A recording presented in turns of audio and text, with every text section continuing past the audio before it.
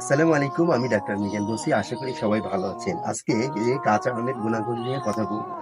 আম এই কিন্তু ফলের রাজা বলা হয় আরকি। কাঁচা আমের ডিহাইড্রেশন কমায়। বিশেষ করে গরমের সময় যাদের প্রচুর ঘাম ঝরে, অতিরিক্ত পিপাসা লাগে তাদের ডিহাইড্রেশনকে কমায় হলো আম। এছাড়া আমে ভিটামিন এ ভরপুর।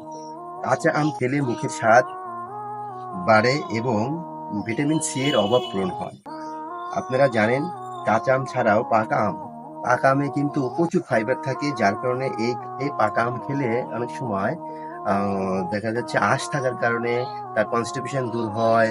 পাশাপাশি তার হজম শক্তি বাড়ে এবং পাকা আমে কিন্তু ঘুম ভালো হয়। আর কাঁচা আমে কি হয়, কাঁচা আম খেলে দেখা যাচ্ছে তার স্কিনটা ভালো থাকে, মুখের মানে ত্বকটা ভালো থাকে, চুলগুলো অনেক সুন্দর থাকে। এই আর কাঁচা আম আমরা ছোটবেলায় দেখেছি কাঁচা আম যারা আহ, ভর্তা করে খায় বিভিন্ন রকম মশলা দিয়ে, এতে কি হয় মুখের রুচিটা ভালো থাকে। আর আমরা ছোটবেলায় একটা কবিতা পড়েছি যে আম খেলে ঘুম হয়, জাম খেলে রক্ত, পেয়ারাতে হয় জানি দাঁত মারি শক্ত।